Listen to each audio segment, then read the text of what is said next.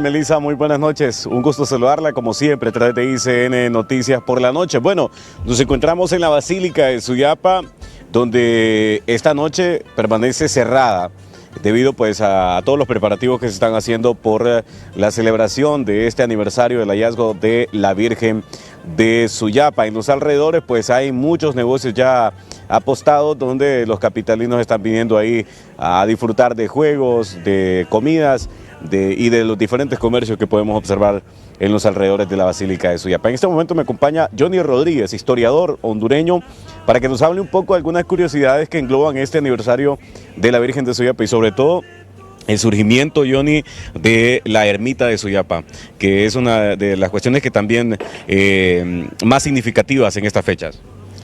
Muchas gracias a las personas en estudio, Melissa, a Nelson, a todos ahí en estudio y sobre todo a la amable audiencia que nos sigue.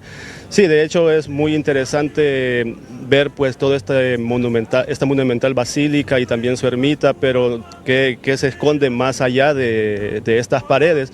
Lo interesante es que la ermita se descubre la imagen en 1747, pero no es sino hasta 1780, casi 40 años después, que se empieza a construir una ermita.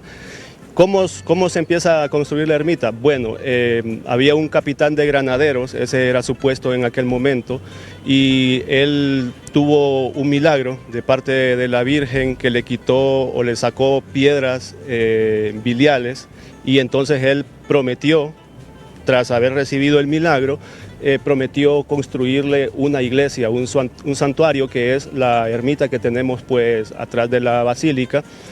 Luego de eso también podemos hacer un poco más atrás las curiosidades, ¿verdad?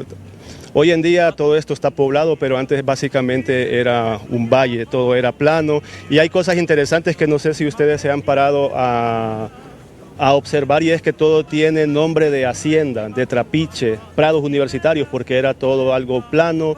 Entonces aquí Suyapa se fue poblando producto de los centros mineros. Había centros mineros, entonces necesitábamos que hubiera haciendas y que hubiera pues ganado donde se producían los lácteos, donde se producía la carne que consumían pues los mineros. Entonces así se creó la hacienda, el trapiche, el hato de en medio.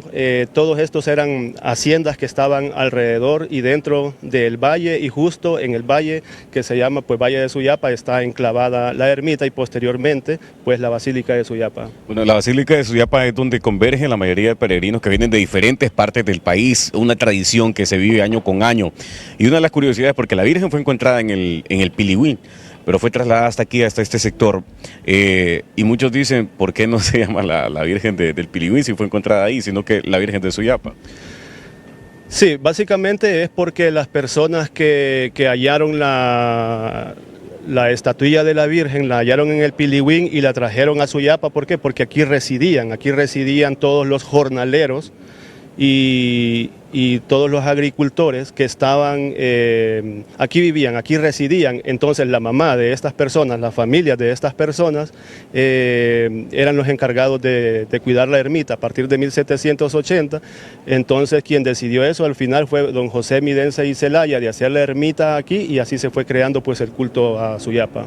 Le agradezco mucho, Johnny Rodríguez, historiador, pues dándonos estos datos interesantes y que sobre todo los capitalinos sabemos que en su mayoría desconocen e ignoran este tipo de curiosidades de por qué la colonia El Hato se llama Hato, por qué la colonia La Hacienda se llama La Hacienda, prados universitarios, y es cierto, coinciden porque todos son nombres que provienen de la ganadería exactamente, y justamente según lo que nos dice Johnny, este sector pues, era un sector ganadero en aquellos tiempos. Con este contacto desde la Basílica de Suyapa esta noche hacemos una breve pausa comercial en ICN Noticias por la noche. No nos cambie.